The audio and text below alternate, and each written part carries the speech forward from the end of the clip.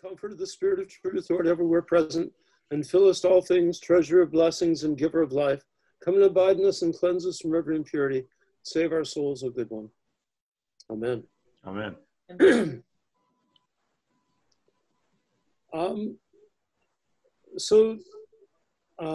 What I'd like to do tonight is basically finish off some of the history in a very kind of sketchy form, because we'll revisit it, and then go start looking at some of the canonical issues and some of the issues of structure of Orthodoxy in America.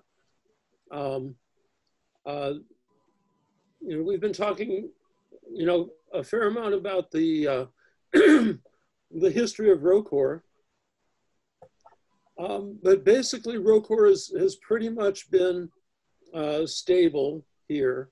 There was the schism of the American Metropolia from ROCOR in 1946, when ROCOR was still headquartered in Europe. But in 1950, ROCOR the headquarters moved to New York. Although there were some friendly relations, there was no communion officially between, or at least no consolidation between the clergy of ROCOR and the clergy of the Metropolia. They were formally in schism from one another. ROCOR grew and basically continued as it is developing parishes, working with the various immigrant groups, especially those who came over from China in 1948, especially along the West Coast, which is where the great bulk of them settled, although there are certainly Russian refugees from China on this end of the country as well. There were refugees who came in from Europe, so ROCOR was very much involved in consolidating the Russian communities wherever they came from.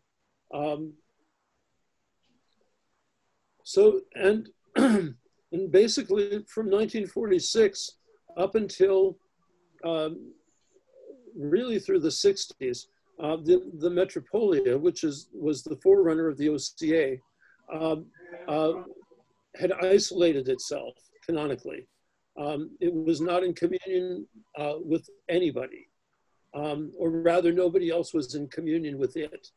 And so there was a sense of being really kind of outcast within the Metropolia, kind of not a strong sense of leadership, although that would change, and I'll get into that a bit.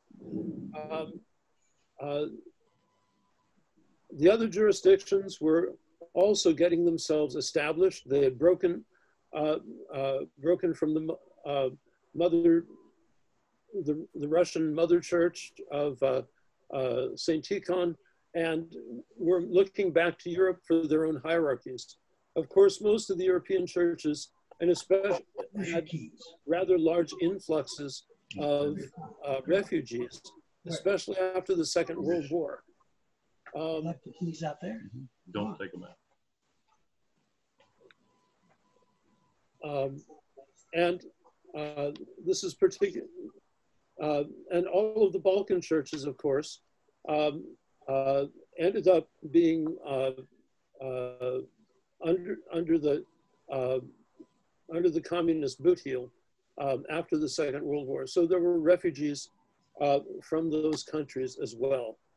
So during the 50s was a time of great consolidation, but more on the local level within the United States of all these various ethnic communities. And there was not a lot of missionary outreach. There was some, but not a lot. The Greek church, and of course, Greece was in turmoil with all of the battle between the royalists and the communists, and Greece was a mess, and that did spill over into the United States, but because the Greek Orthodox Church in this country had formed an independent jurisdiction in 1923 under the ecumenical patriarchate, they were able to weather some of the politics coming from the state of Greece. Although many parishes still had, political factions. Probably one of the most significant things to develop in the around the year 1960 was the formation of SCOBA, the Standing Conference of Orthodox Bishops in America. This was the brainchild, as it were, of Archbishop Iakovos of the Greek Archdiocese, who was very progressive and very, in a positive way, and very forward-looking, trying to provide a context for all of the Orthodox to come together, not as a single jurisdiction, but to resolve common problems and to improve the relationship between the various archdioceses. SCOBA was composed of the primates of all the various archdioceses, and it was a kind of a major breakthrough for the Metropolia that Archbishop Iakovos included them in SCOBA. It gave them a kind of a sense of belonging to the greater Orthodox community, which had basically been on hold for about 15 years since the 1946 schism. And even though the Metropolia was alienated both from the Moscow Patriarchate as well as from the Church abroad, they remained.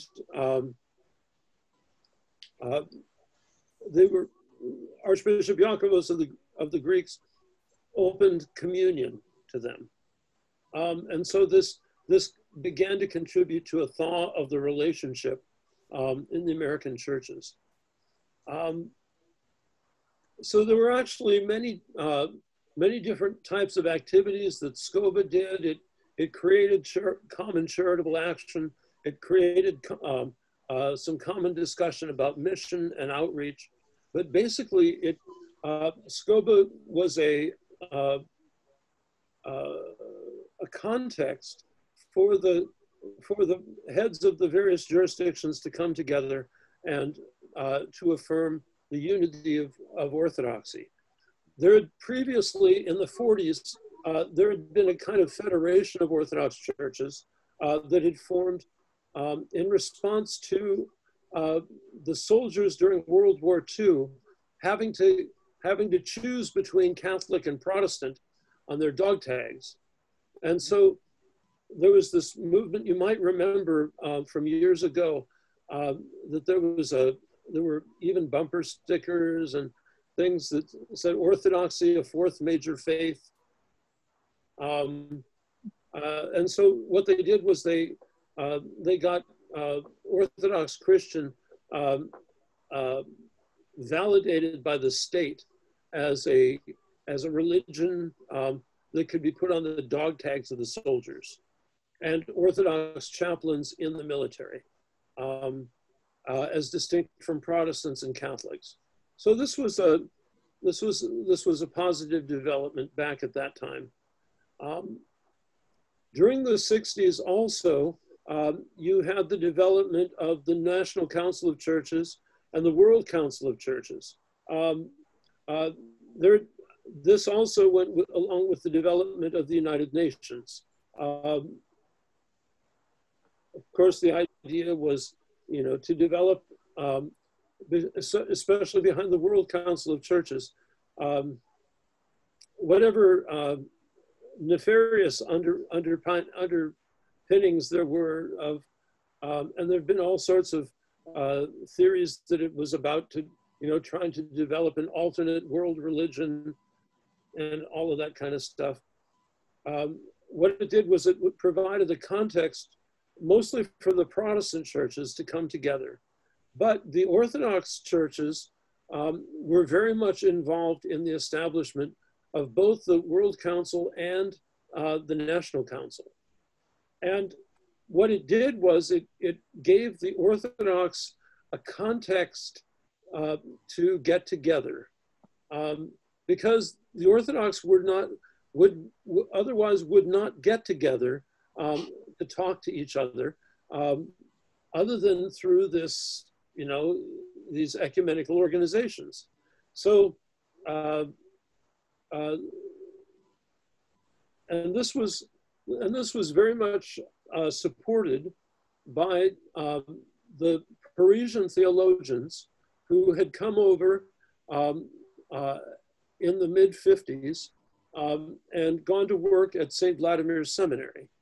And this was Father George Florovsky, Father Alexander Schmemann, Father John Meyendorff, and a number of others from the Paris Theological Institute.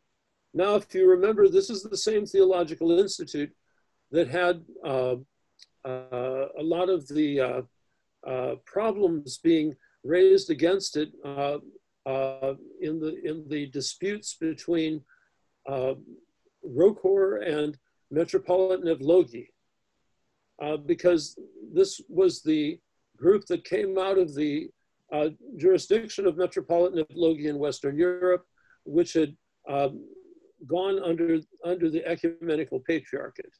In the United States, you had Florovsky first, then Schmemann and Meyendorff come over, and they saw this very kind of small, leaderless, and uncanonical organization, the Metropolia, and decided to try and take it over and make it into a local church. Kind of an ambitious project, to say the least. And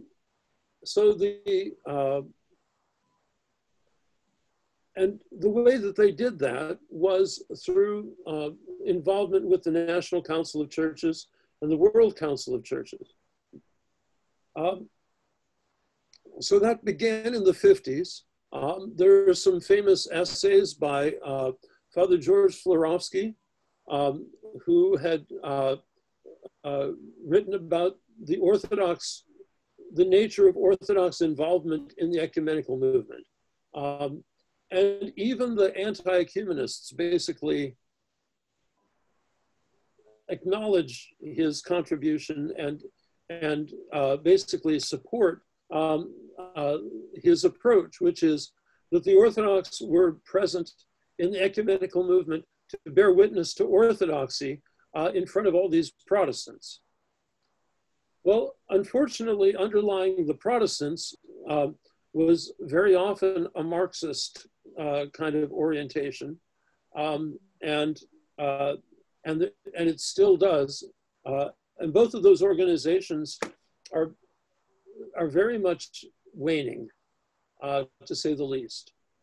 Anyway, but at that time in the 1950s and the 1960s, the National Council of Churches, but especially the World Council of Churches, became a context in which the Orthodox could come together, could get to know one another, and to develop common approaches to some of the social, political, and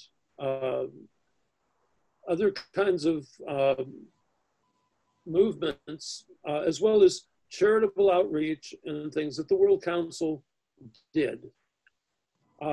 Probably for the Orthodox, the most important thing, though, was that the World Council provided a context for the leaders of the church behind the Iron Curtain to come over to the West to meet the other Orthodox hierarchs and to be able to tell them what was happening over there with the persecution of the church.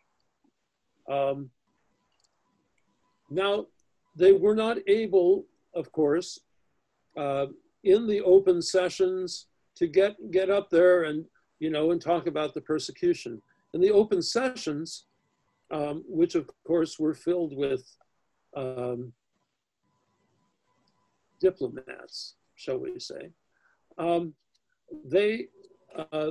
the bishops, say from Russia or the other places, would get up there and just lie.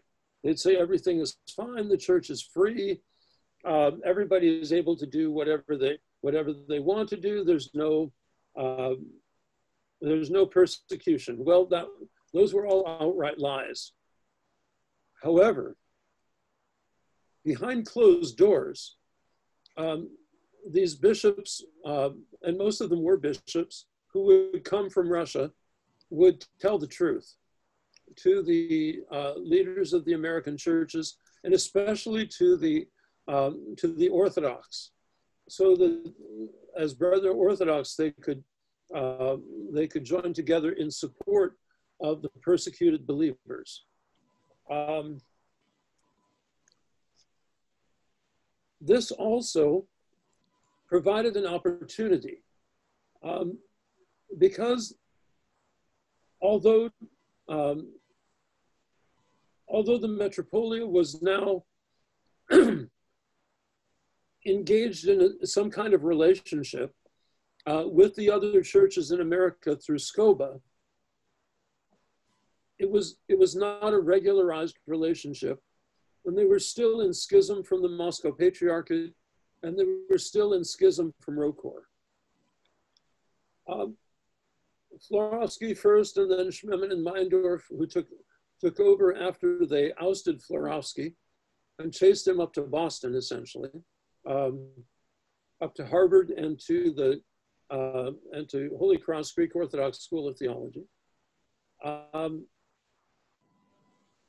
They began discussions with Metropolitan Nicodim, who was the external affairs officer of the Russian Orthodox Church, Metropolitan Nicodim of Leningrad.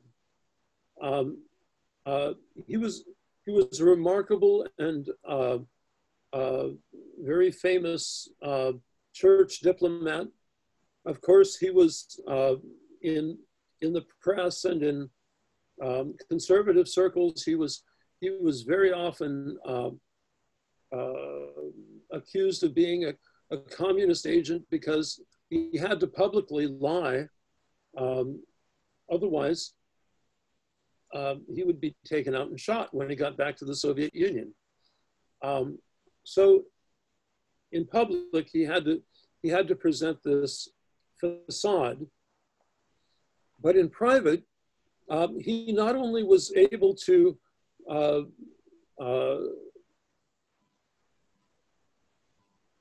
talk about the life of the church in the Soviet Union, but to also conduct ecclesiastical diplomacy.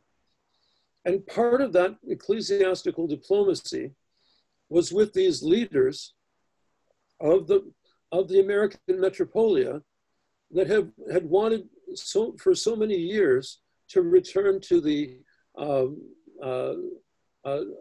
under the jurisdiction of the Patriarch of Moscow. And so, starting in the early 60s, negotiations would go on, and culminating in 1970 in the Moscow Patriarchate granting autocephaly to the OCA. Now, I believe, and we'll talk about this in much more detail later on. This granting of autocephaly to the OCA, among other things, restored the OCA to communion, not only with the Russian Mother Church, but to communion with most of the rest of the Orthodox churches. The Greeks accepted most of the churches, but by the time the autocephaly happened, most of the churches rejected the autocephaly. They rejected the status of autocephaly, but because it was in communion with its mother church, therefore they accepted it as a canonical body. How they defined it, that's an interesting question.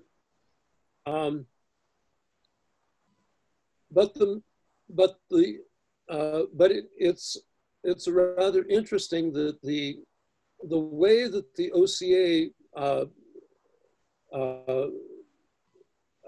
acquired a seat at the Orthodox table was not through the other Orthodox, it was through the ecumenical movement, through the World Council of Churches.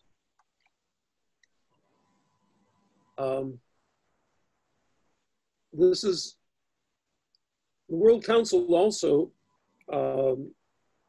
as the 60s progressed and into the 70s and 80s, became more and more left-wing.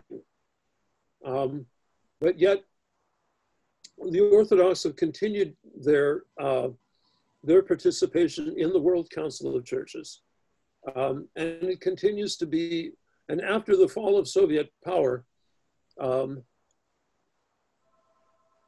that the value of that participation has lessened significantly, especially as most of the mainline Protestant churches have embraced positions that the Orthodox can only reject.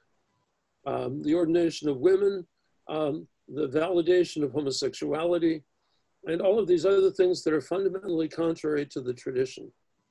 And it's because these, the ecumenical organizations have embraced all of these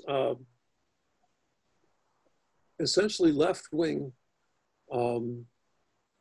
agendas that a great deal of the Orthodox world is anti-ecumenist. Whereas, and even within most of the local churches, where there remains participation in these organizations, to a great extent, a lot of the laity also reject that participation. And the church has become more and more polarized. We'll be talking about this also later on. Are there any questions on this? The name of the bishop from Leningrad? Pardon me? The name of the bishop from Leningrad? Nicodemus. As in Nicodemus. I was wondering, is there like a body of that? Well, I think there still is, but isn't there like a body that meets every so often for any Orthodox jurisdictions that's international? The only thing that would meet on an international basis is an ecumenical council. There's one of the things, the thing that replaced SCOBA around 2010 or thereabouts, is the Assembly of Bishops. And I'm going to get into that because that's part of the contemporary political situation. And it's quite interesting. SCOBA actually was functioning rather well, but it basically recognized all the primates of all the jurisdictions as equal. In about 2010, the Ecumenical Patriarchate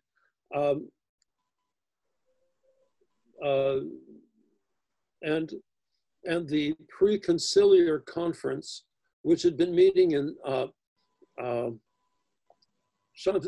Champezy, I think, is that right? Champezy, Switzerland, or Geneva, decided to replace these local Episcopal conferences like SCOBA with Episcopal conferences reflecting the entire episcopate in a given country as a predecessor to the question of Orthodox unity.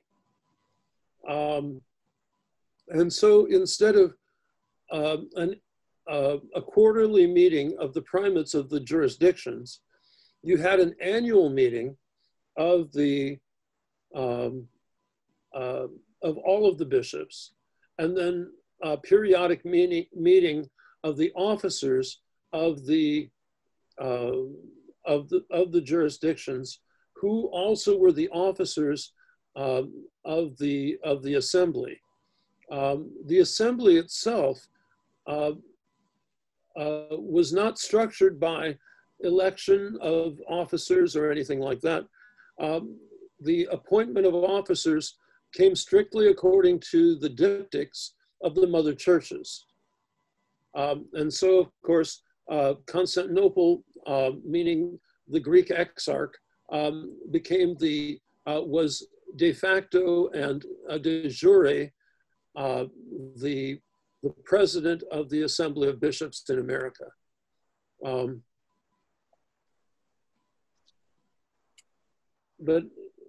And in regards to the OCA was excluded as a church. It's quite interesting because the OCA is the second largest of the jurisdictions. It has a lot less people than the Greek Archdiocese, but it has more parishes. And it was excluded because Constantinople did not recognize its status as autocephalous. And so the bishops of the OCA were permitted to come to the assembly meetings, but they held no office.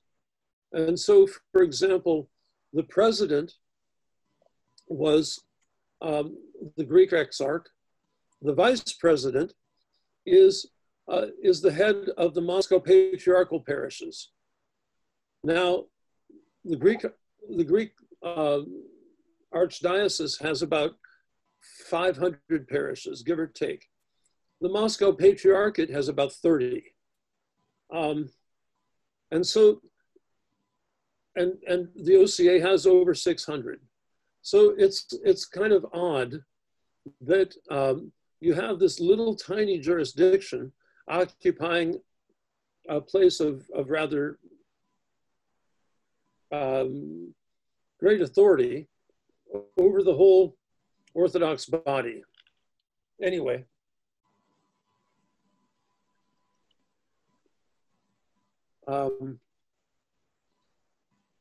So I was involved at the end of SCOBA and the beginning of the assemblies of bishops. And so that was a very interesting time personally.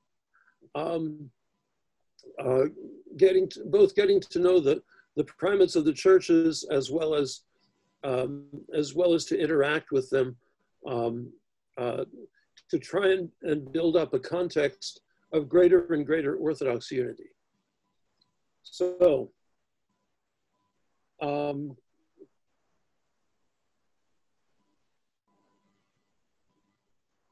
all of the churches.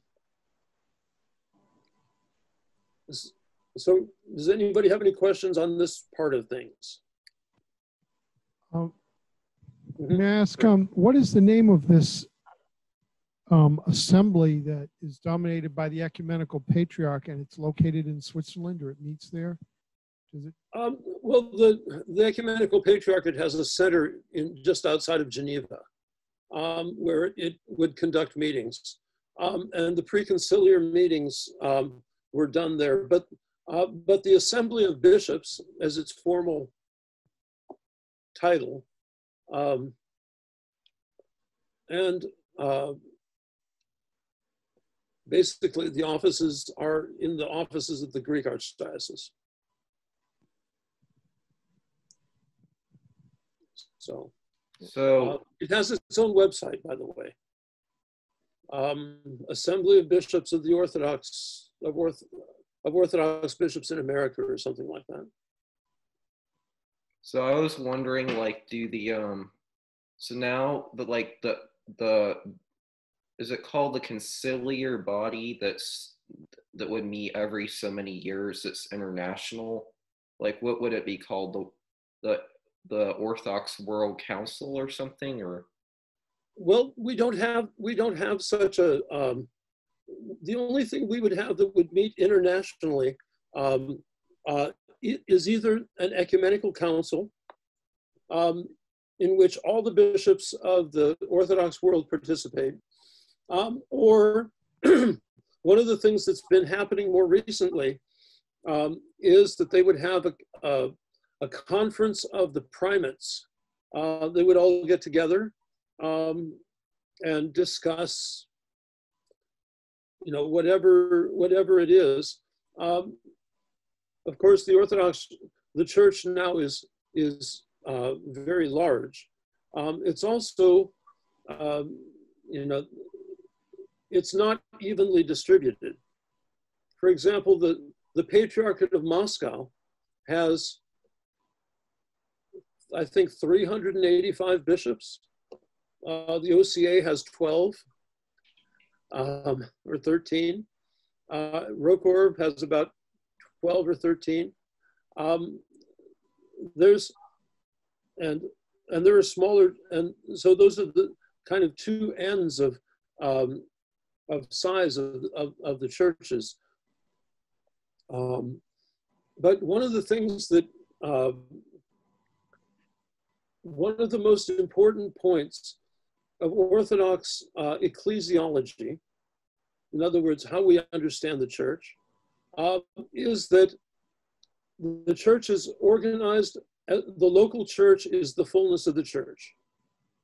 And that local church is the diocese, where you have a bishop with his presbyters or priests and deacons and the laity surrounding them.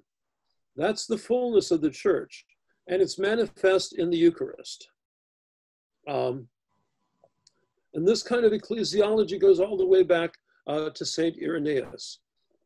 There have been ascending layers, or ascending gradients, as it were, of councils over the course of centuries. The council of a national church, to use modern terminology, would consist of all the bishops within that church who have and they would have a primate. So, for example, the Serbian Orthodox Church has a single primate, Patriarch Irenaeus, and the Synod of Bishops of the Serbian Orthodox Church constitutes the local church. It's a synod, in answer to your question. But there is no organization, there is no standing synod of bishops above the level of a national church. So you've got 15 national churches. Constantinople, Alexandria, Antioch, Jerusalem, Moscow, Georgia, and then the list goes on. And I can go through that if you like. And those national churches basically each are autocephalous, and they run their own affairs. Now, some of those churches have dioceses, sometimes external, sometimes internal, that are autonomous. In other words, they have a limited degree of independence. For example, the Ukrainian Orthodox Church under Metropolitan Jonah it constitutes actually about a third of the Russian Orthodox Church. It's under the patriarchate, under the patriarch, but the only tie technically that it has is that the Metropolitan of Kiev, Metropolitan of Nufri, commemorates the Patriarch of Moscow. That's it. There's no accountability. There's no reporting. There's no control by Moscow. There's no approval of bishops. There's no approval of even of the election of the first hierarch. They're basically completely independent, one step below autocephaly. That Moscow calls this maximal autonomy. Another church that's autonomous within the Moscow Patriarchate is the Church of Japan. Now, Church of Japan only has 3 bishops. And so there's a lot more accountability to the Mother Church for its internal life, because they have to have a bishop from, they have to have a bishop from Russia or someplace come and participate in the consecration of their bishops. They can't do it themselves. There's not enough of them. An autocephalous church makes its own chrism and basically can completely control its own life. An autocephalous church would usually embrace all of the Orthodox Christians within a certain geographic area. That can be usually within either a country or a group of countries. So Serbia, Bulgaria, Romania, Albania, Czech lands, Slovakia. Czech lands and Slovakia are 2 countries, but they have a common synod and a common primate. Poland. These are all out of Syria, Antiochian Church. These are all autocephalous churches, along with the big 5. Georgia is an ancient autocephalous church. So is Cyprus. You have these ancient apostolic churches, which comprise a kind of grouping within the autocephalous churches, because they trace their history all the way back to the apostles. And so, of course, that's Alexandria, Antioch, Jerusalem, Cyprus. Constantinople tries to get in there, but Constantinople was really founded in the year 330. So you can't really say that it's apostolic. They try and say that St. Andrew founded it, but that's more mythology than it is reality. And so those churches kind of hang together. They hang together with the Church of Greece, which is an apostolic church, and the Church of Constantinople, kind of the Greek bloc within the Orthodox community. Then there are the churches of that got their the Balkan churches, for example, that all received their autocephaly first in at the very end of the first millennium, and got it back in the 19th century. Serbia, Bulgaria, Romania, Albania, and Georgia, after they escaped the Turkish yoke. And then you've got the churches that were dependent on Russia. So, for example, the Polish church, the church in the Czech-Slovak church, and the American church all had their origins from the Russian Orthodox Church. Now the Finnish church, and then also had its origins from the Russian Orthodox Church. But it's under the Patriarchate of Constantinople as an autonomous church. And then there are several other autonomous churches under Constantinople as well. So the autonomous churches don't have the same status. Their first hierarchs, their primates, don't have the same status as the primates of autocephalous churches because they're still subordinate to the patriarchs of their respective mother churches. Even though, for example, Metropolitan Onufri is head of probably the fourth largest Orthodox church in the world. It's still part of the Russian Orthodox Church. So does this all make sense? Yes, Vladika, could you explain how does a church gain autocephaly? That is a big question. Okay, so they just don't form on their own and decide their autocephaly. No. Okay. I mentioned that group of ancient churches in the Eastern Mediterranean, right? Correct.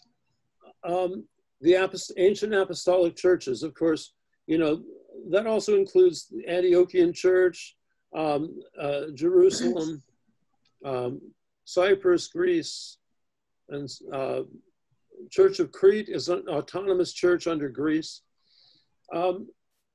They were, most of those churches received their status actually from the ecumenical councils. Okay. So that's one level. Then remember, the Roman Empire was a unitary state. You had this very close relationship called a symphony between church and state. And so although the church did have these regional synods, while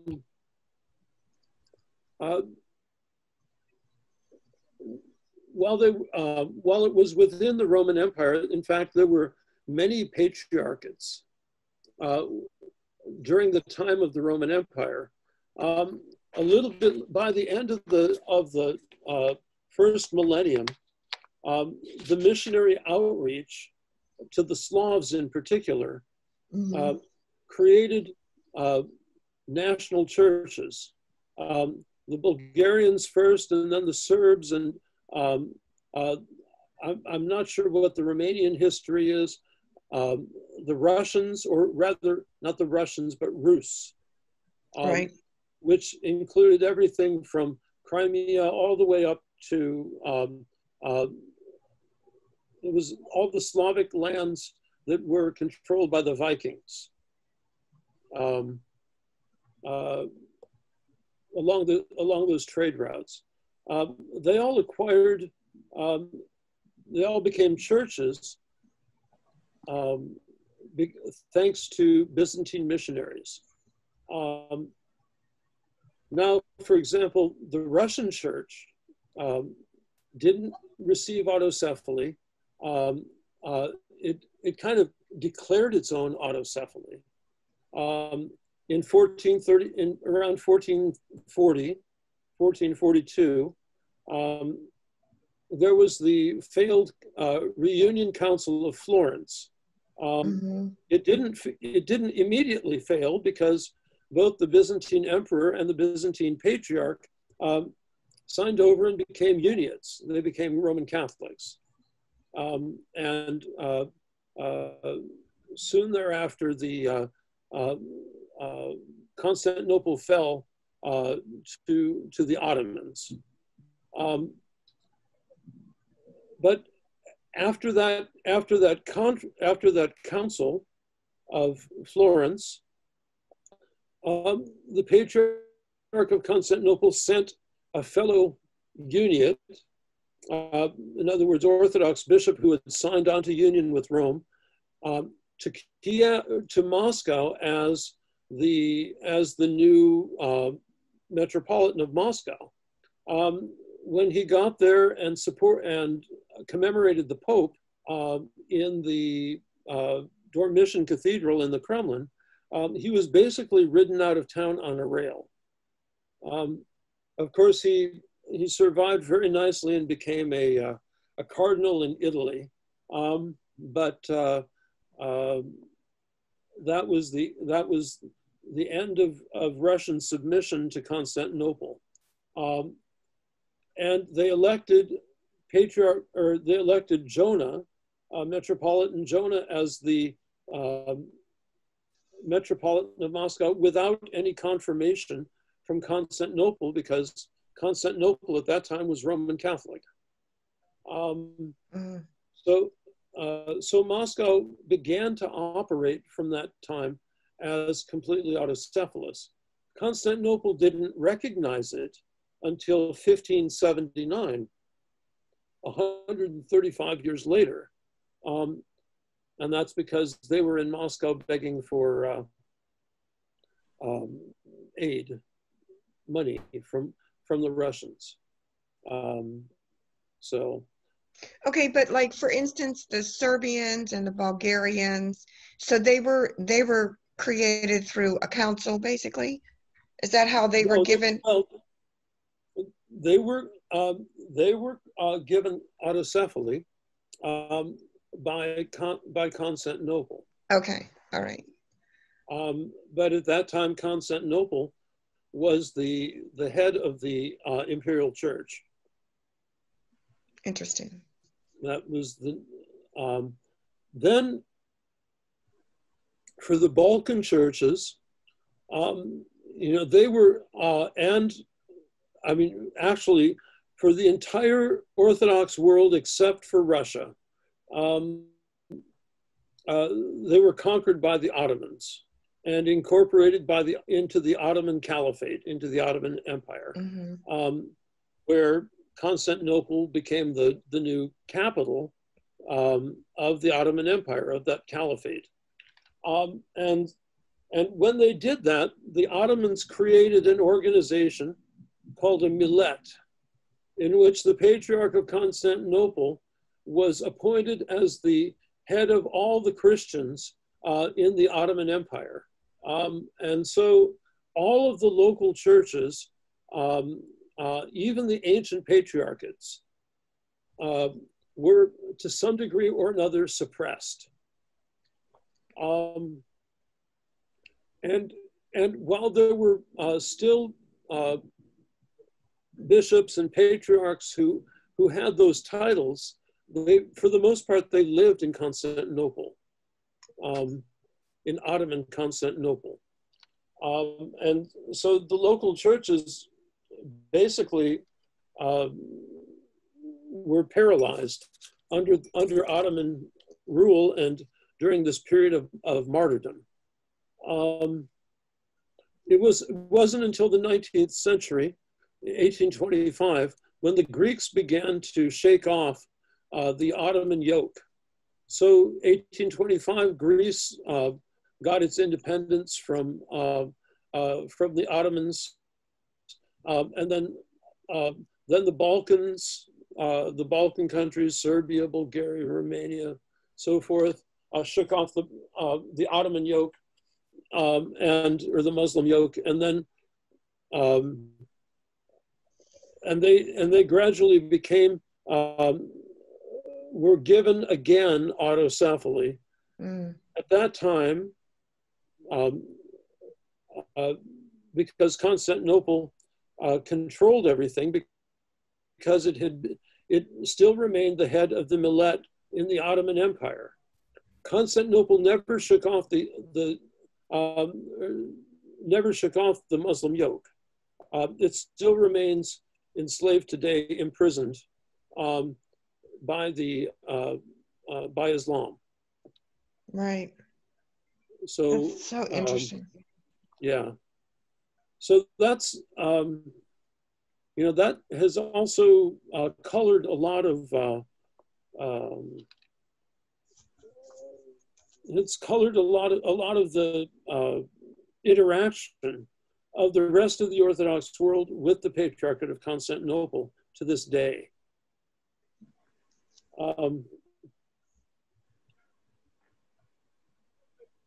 One of the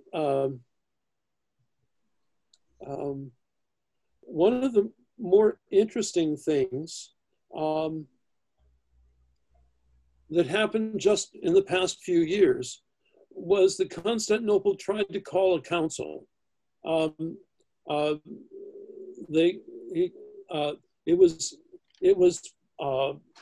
preparations for it started decades ago. Certainly under Athenagoras. Athenagoras was the patriarch of Constantinople who was enthroned in 1948. He was a US citizen, and he was flown to Istanbul to take up his position as patriarch in President Truman's private plane. You don't think there was a little collaboration there with the US?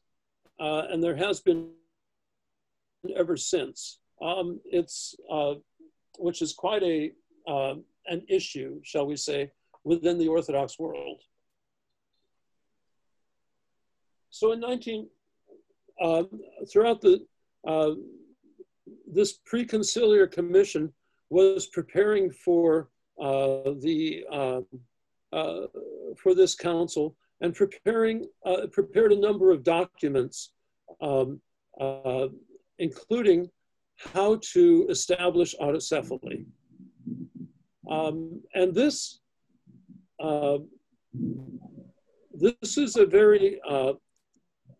a very fascinating thing, because what they did is created a series of protocols which completely revolutionized the proclamation of autocephaly. Now, in the canons themselves, it really doesn't talk much about it, because during the Byzantine Empire, you didn't have such a thing as a national church.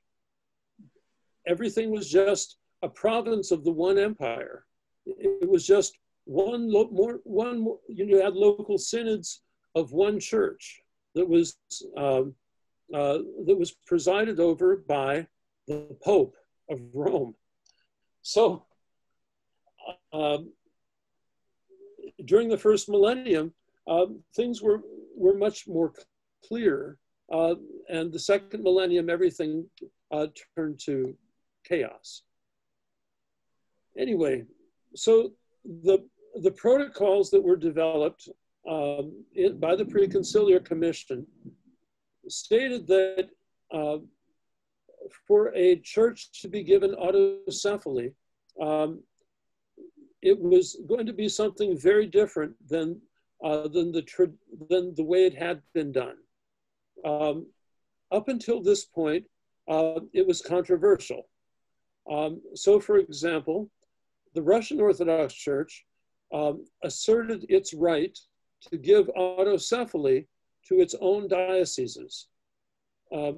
So, for example, the Russian Orthodox Church had given autocephaly to the Polish Church. It had given autocephaly to the Czech Church, and it gave autocephaly in 1970 to the Orthodox Church in America.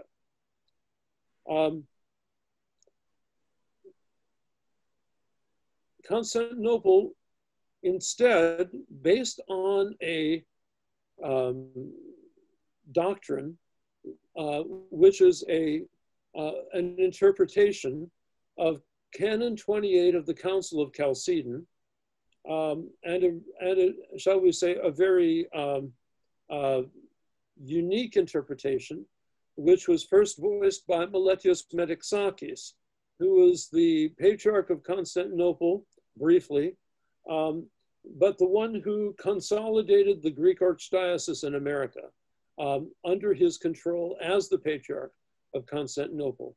He later went on and became Patriarch of Alexandria. But Metexakis proclaimed that Constantinople had jurisdiction over all the barbarian lands. That is, over all the areas of the world which were not within the borders of the traditionally defined Orthodox churches. So, for example, on that basis, Constantinople rejected the jurisdiction of the Russian Orthodox Church in America. That its mission had been undertaken in 1794 without the blessing of Constantinople to operate on their territory, and much less to establish a canonical jurisdiction. Of course, the only people who have accepted Constantinople's assertion are the Greeks. The entire rest of the Orthodox Church rejects that assertion. However, and this came out in these conversations of the Preconciliar Commission. And so the protocol for establishing an Orthodox Church was that there had to be agreement between the mother church of that diocese or church, local church that would become autocephalous, and Constantinople, and that all of the primates of all the Orthodox churches had to sign off on giving them autocephaly. In other words, it had to be a conciliar action of the entire church to recognize a local church as autocephalous. Constantinople had given certain local churches autocephaly. And it was in the past, and that was accepted. But in preparation for this council, that finally did occur in Crete in 2016. Yeah, 2016. They never got to the discussion of autocephaly, and they never got to the protocols of how autocephaly was to be granted. So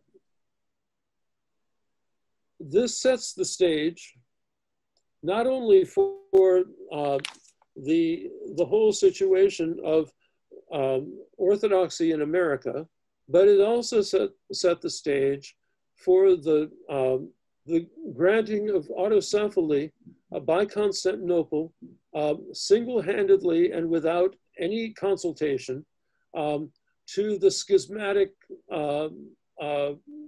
groups in Ukraine, which has caused a schism in the Orthodox world. And I want to discuss that in some detail, because it's probably the most important issue that Orthodoxy as a whole is facing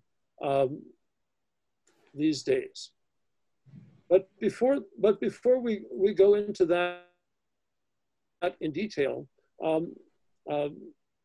there's a few more historical things that I wanted to cover. Are there any questions right now? So you were saying that there was basically sort of one perspective on autocephaly was that it had to be something done both, but it had to be kind of an agreement with, like, almost like recognized by all the churches. Right. And who had that position?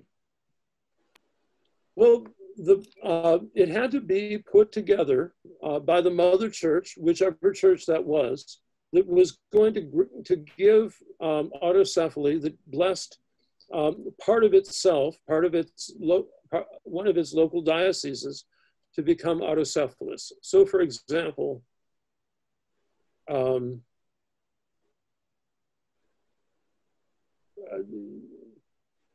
the protocol was never put into place, is the problem. So normally, what would happen if this protocol was in place? Say the Russian church decided it wanted the Japanese church to be autocephalous. It would then approach the Patriarchate of Constantinople, whose job it would be, as the first among equals, to build a consensus among the other primates of the Orthodox churches to come together and to agree all together in consensus that, say, the Japanese church should be autocephalous. Unfortunately, when Constantinople made the schismatics in Ukraine autocephalous, it did not consult anybody. They just declared it single-handedly, and it's turned into a disaster.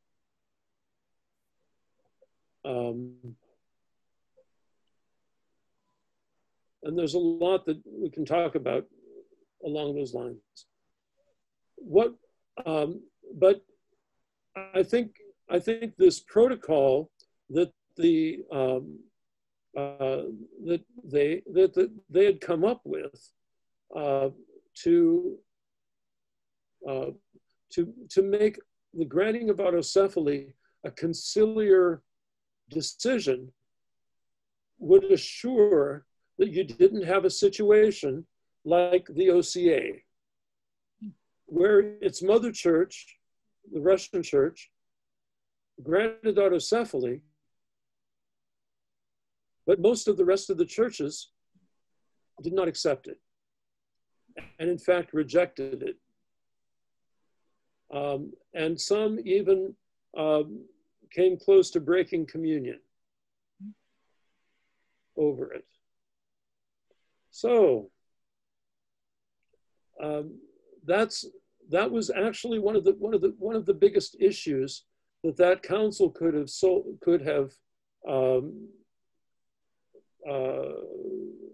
resolved. However, there are a whole lot of other elements that went into the failure of the Council of Crete. There are important reasons why 4 of the major churches abstained from going to the council, which meant that it failed, because the council really needed the presence of all of the churches to ratify these agreements. One of the main reasons is that there was a schism going on between the Antioch and Jerusalem. However, it's not just that Jerusalem had sent a bishop into traditional Antiochian territory, which of course is grounds for a schism, or it's grounds for a break in communion. And there's a difference between a break in communion and an actual schism. The break in communion is a warning shot across the bow saying, there's been a major transgression here that needs to get resolved, and it's impeding the communion of our churches. A schism means that not only is it a warning shot, but that what has been done is an egregious sin, and the church that has committed that sin has compromised itself, and therefore the leaders are anathematized, which is what a schism is. So we haven't had much in the way of schisms, real schisms, in a long time. There was a schism in around 1923, which is the old calendarist, new calendarist schism that happened in the Church of Greece. The Patriarchate of Constantinople, at its Episcopal conference that it held, unilaterally declared the new calendar and imposed the new calendar on the Church of Greece. About 25 to 50% of the church rejected the new calendar and went into schism. And it turned into literally a bloody battle within the Church of Greece over the calendar, and resulted in a schism that lasts until this day.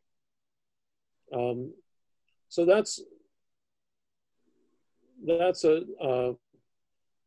a real schism. We talk about these schisms between that went on in America between the various jurisdictions. They're really not so much schisms as breaks in communion. You have one group withdrawing from communion with another group and saying nasty things about them, but there's no official synodal act of anathema against them. Now, the Metropolia in 1946, when it ultimately refused to accept the conditions to return to communion with the Moscow Patriarchate, they were anathematized by Moscow. ROCOR was never anathematized, even though there was some very bitter rhetoric over the course of 75, 80 years. ROCOR remained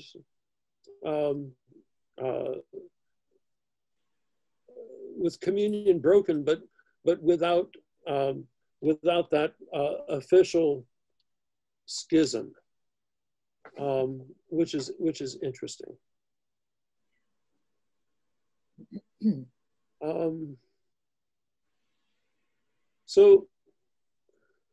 But back to the Council of Crete. One of the things that has been very plain to much of the Orthodox world is that the United States has been manipulating the Patriarchate of Constantinople since Athenagoras in 1948. And it was using the Patriarchate of Constantinople as a block against Soviet power, and as a block against to try and rein in Russian influence. And so undoubtedly there's been rather substantial amounts of money changing hands, flowing into Istanbul from the United States. It has also adopted a lot of the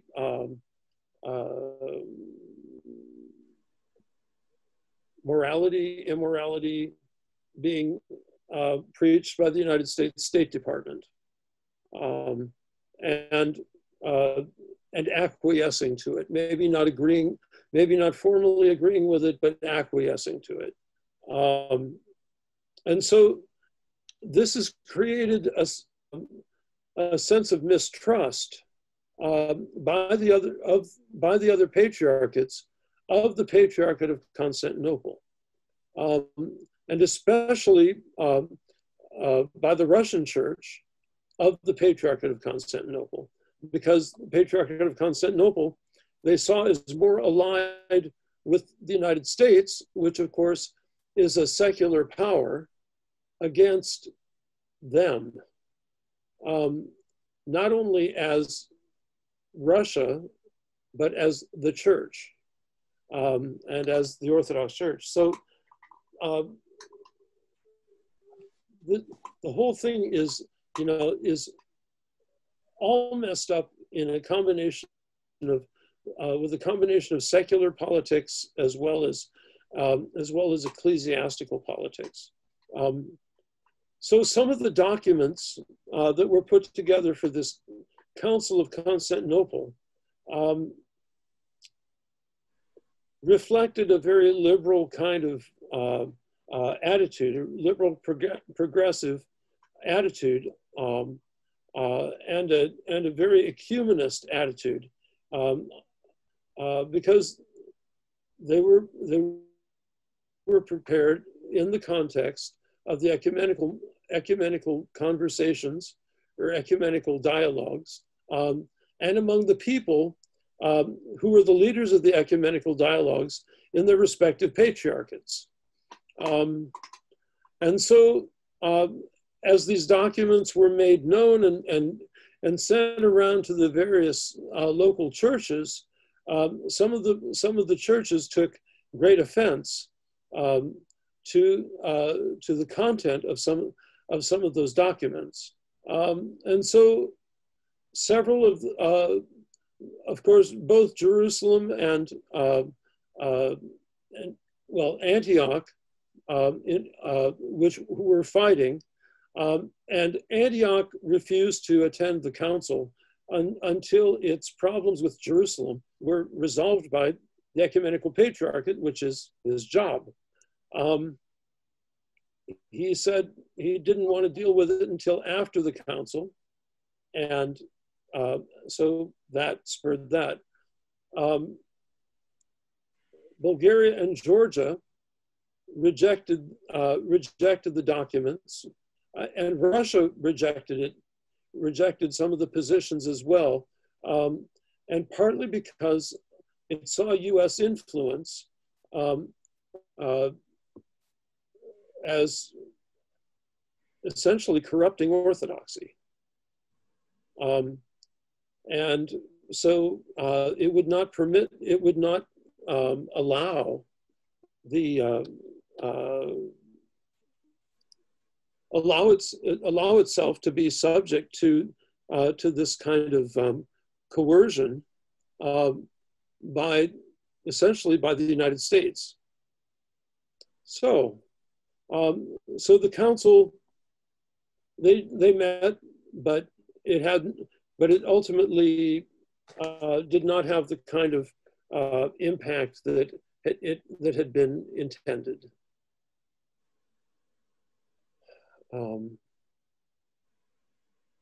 But it certainly set the scene for the whole catastrophe in Ukraine.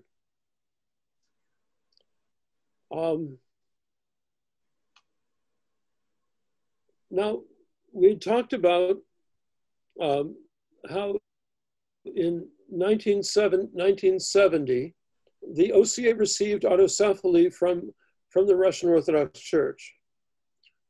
This was a complex issue because, if you remember, the Metropolia, as it had been known, was technically in schism and had been anathematized by the Russian Orthodox Church, and it really wasn't fully in communion with the rest of the Orthodox Church, and it was in schism from ROCOR as well. One of the things that happened with the decision to grant autocephaly to this American archdiocese was that it would restore communion with Moscow, and it would restore the recognition of the sacraments of the American Metropolia by the Russian Orthodox Church. So this was a very positive thing along those lines. However, the Metropolia only represented about 10 to 15%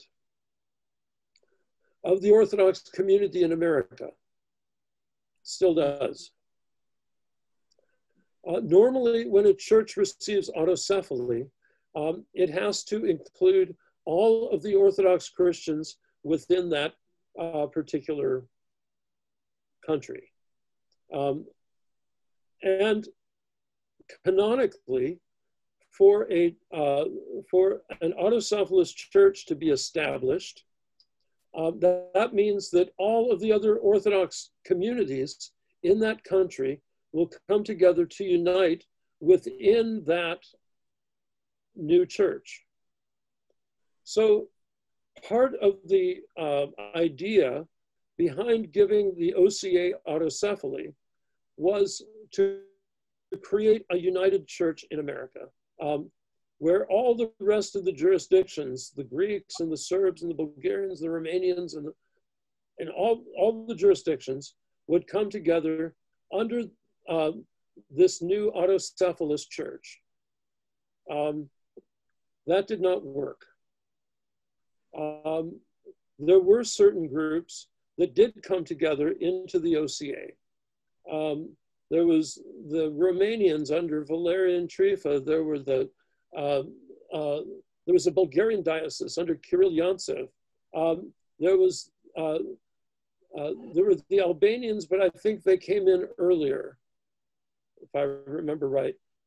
They had, whose founding bishop had been the Prime Minister of Albania, Fan Noli, who became Theophan Noli. Then there was the church in Mexico, the Mexican Exarchate, as it was known, that came into and helped to, and that came into the OCA as autocephalous. And so what it created was an organization which had two types of parallel structures. There was the local church organization, which was strictly territorial. You had local dioceses. Each diocese had its own bishop and presbyters and deacons. They had a diocesan council, and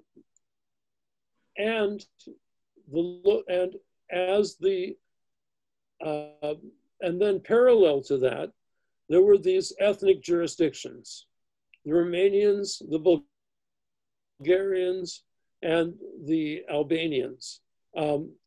Their jurisdiction was non-territorial. In other words, they had no limitations as to their borders. They could take parishes from anywhere in the country. And so, for example, the Romanian episcopate of the OCA has about 120 parishes now, I think. And they're in most of the states of the Union. The Albanians are primarily up in New England with a few other scattered parishes, I think as far west as Chicago. The Bulgarians, here again, they're based out of Toledo, and they only have about 12 or 15 parishes, mostly in the upper Midwest. It's also interesting that with the Bulgarians, it's almost all converts. There's only a few Bulgarians involved, and most of the so-called Bulgarians are actually Macedonians. But be that as it may, so the OCA has this parallel structure. Now, one of the other aspects of the OCA that's very interesting is it not only has these these parallel structures of territorial and non-territorial dioceses is that where each diocese has a diocesan council made up of priests and laity who advise the bishop. There's this convention called the All-American Council, which dates back all the way to 1924, if you remember, where was the All-American Council that met according to the rules of the 1917 Russian Sobor, that's when they determined that they should be autonomous, temporarily autonomous, until Moscow normal communication could be restored. But they also had an organization called the Metropolitan Council, which consisted of representatives, both clergy and lay representatives from each diocese, both the territorial dioceses as well as the ethnic dioceses. And so they would come together on a regular basis to advise the Metropolitan. Now, this created a big structural problem, because the Metropolitan Council essentially replicates the role of a diocesan council. Only it's a council, the Metropolitan Council is a council for the whole church. And so it also replicates and, according to their statute, continues the work of the All-American Councils. In other words, it treats the whole OCA as if it were a single diocese, and as if the dioceses themselves did not exist. That's a very peculiar, unique aspect of the OCA.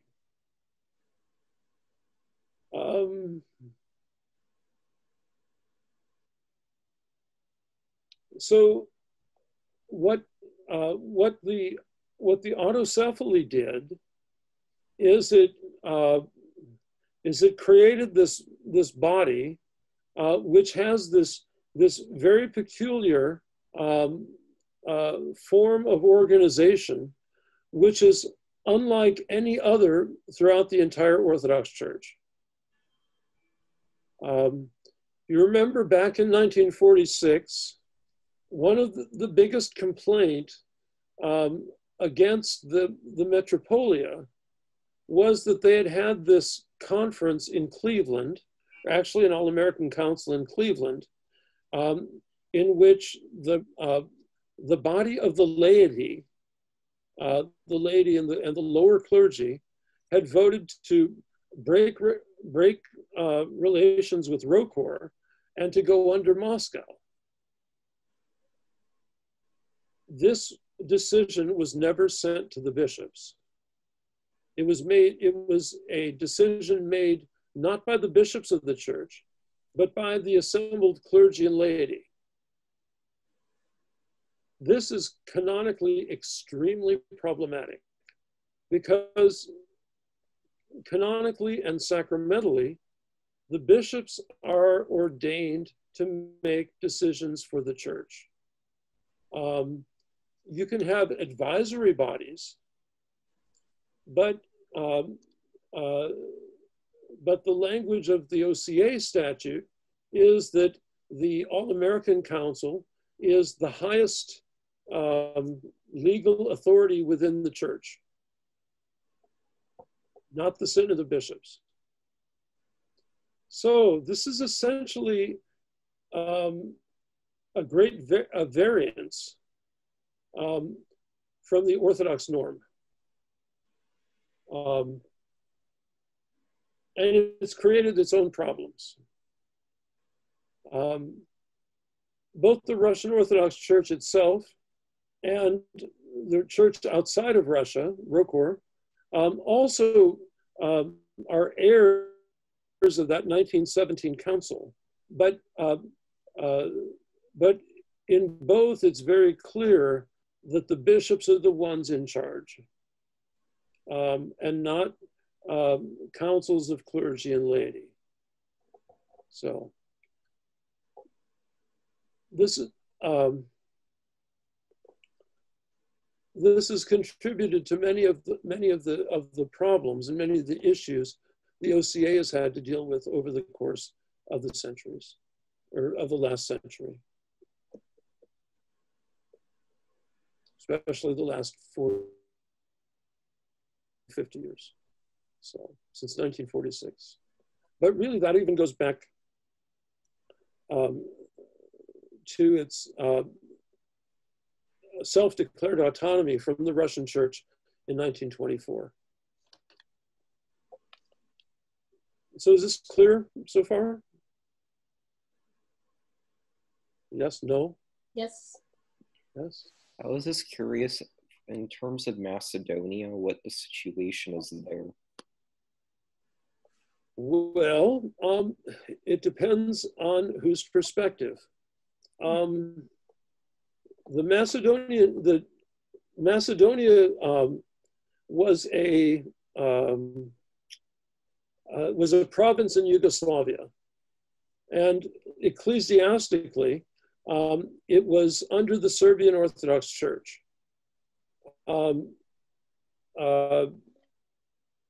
Now, when after the fall of communism and the breakup of Yugoslavia, Macedonia became an independent country, and the church there declared autonomy or autocephaly, but it was not accepted by anyone, and certainly not accepted by the Serbian church. So it was regarded as a schism, and the clergy were anathematized by the Serbian church. And this has been universally accepted within the Orthodox world. Because the last thing the Orthodox world wants is for little local churches to declare their independence and then exist on the margins of the church. Well, the Macedonian church is on the margins, unfortunately. It's not to say that there are not good people there. There certainly are, and including and undoubtedly some of the bishops as well. But the way they approached things was not very good, not very wise. And so, for example, I can tell you in ROCOR that when clergy from the Macedonian church come to us, we reordain them. We don't accept their ordinations because they had been anathematized. And so their sacraments, so far as ROCOR goes, which I think is probably certainly the same thing with the Serbs and many of the other local churches, their sacraments are null and void. So that's a problem. There's a lot of there's some parallels, very close parallels, not only with this the schismatic church in Ukraine under Constantinople, but also with the church in Montenegro, which is another former Yugoslav republic.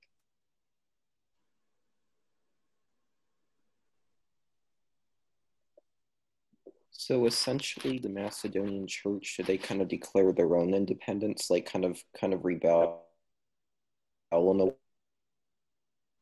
Yeah, they declared their own independence. But haven't they gone to Constantinople for their autocephaly? Yes, and that's a problem, and that's an even bigger problem. Right. So because, right, go ahead. you know, because especially after Ukraine, the church worldwide is very wary of Constantinople, of what Constantinople is doing, because it went in, it divided the church in Ukraine. It previously had divided the church in Estonia, and long before that, they divided the Finnish church from Russia. But going into Macedonia and into Montenegro is an offense, not this time not against the Russian church, but against the Serbian church. Correct. And then you have two areas of Georgia also, where there are schismatic, or where there are major schismatic problems. One of them is, what's it called? Abkhazia. And then there's a central area in Georgia when their previous president, Saakashvili, who's an idiot, declared war against Russia. And little Georgia going up against Russia, well, you know, they lost a province. And they should have known better. So with that's messed things up, both politically and ecclesiastically. It just seems like where the United States went in and wanted to split. For instance, the United States wanted to split Yugoslavia up. Yep. That also split the churches up. Yes. And the United States went in and wanted Kosovo, and so they got Kosovo. And they didn't split the church, but 95% of the Orthodox Serbs left. Right. So. Is the American Carpatho-Russian Diocese considered an autonomous church under Bartholomew? Because, like, I'm ACROD, so it's like my diocese, but I wasn't sure if there's a difference between a diocese and an autonomous church. I think its status is like a semi-autonomous diocese. It's not large enough. In other words, there's only one bishop. It's a single diocese, and so it's not large enough to be an autonomous church, but it has a certain degree of autonomy in relation to that it governs its own internal affairs. However, they also have their bishop appointed for them. They don't have any control over who their bishop is. So, for example, the current bishop of Akrod is Gregory, and he's a Greek, not a Carpatho-Russian. And so it's a bit of a difficult situation, because Akrod, to a great degree, in some places, is completely ethnic. Other places it's mixed. It has converts. It has, it's kind of general American Orthodoxy, and it may or may not have a Carpathian flavor to it. In other places, it's very, very much in line with that Carpatho-Russian tradition.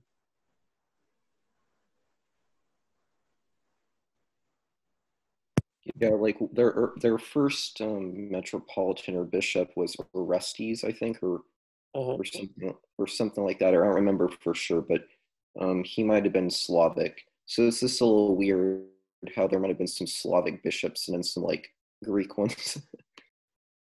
Well, yeah, all the bishops up until this one were Slavs, because it was a very much of an ethnic diocese,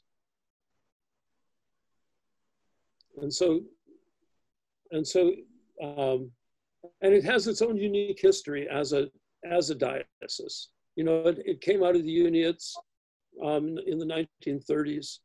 The Russian churches were such a mess at that time, and you know, they didn't want to have anything to do with that, and so they went under the ecumenical patriarchate.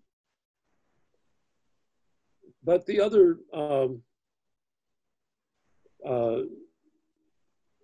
there, by that time, there had been 300 Carpatho-Russian churches go under the Russian church, the Russian mission in particular, all the way from 1890, from Father Alexis Toth up through Patriarch Tikhon, all the way up to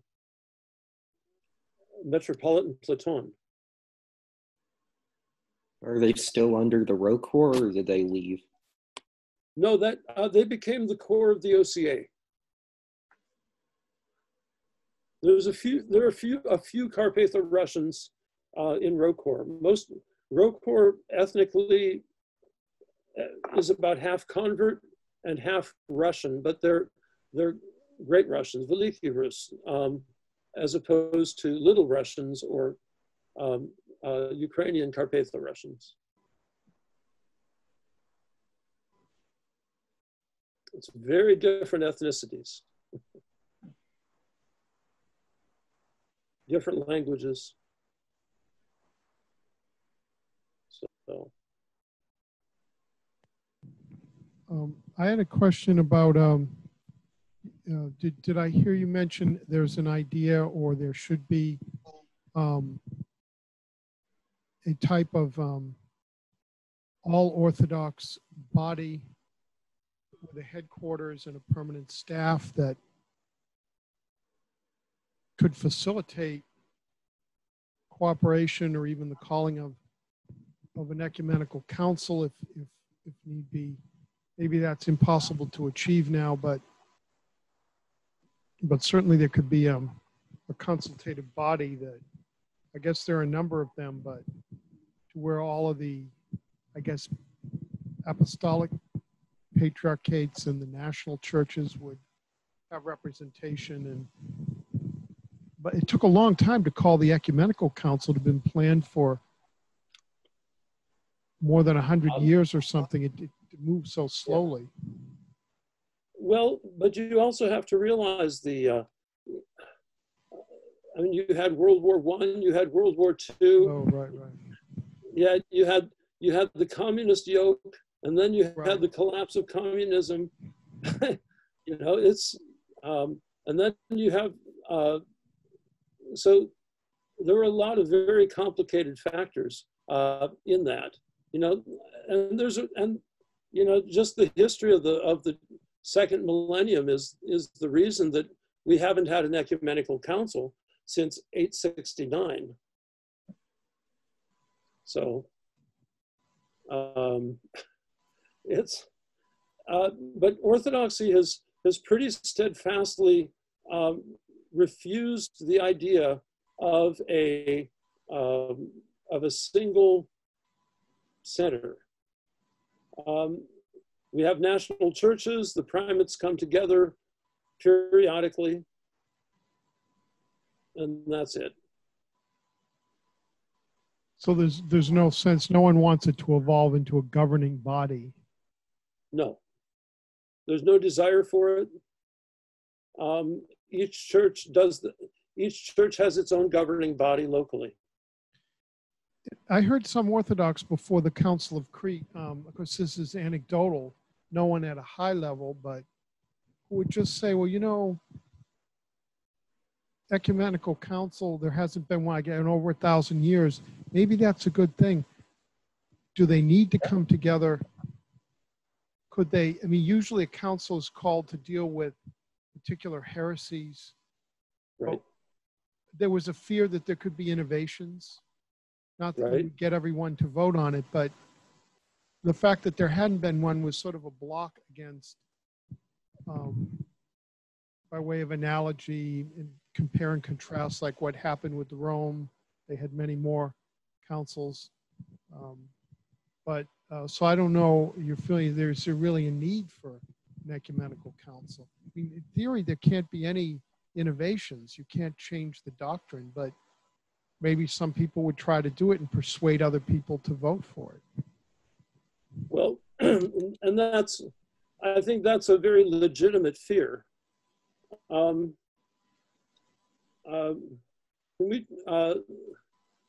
Let's pray and turn off the recording, and we can resume this conversation. All right, so I'll let you know when I've turned it off. So we pray. Okay, let's pray.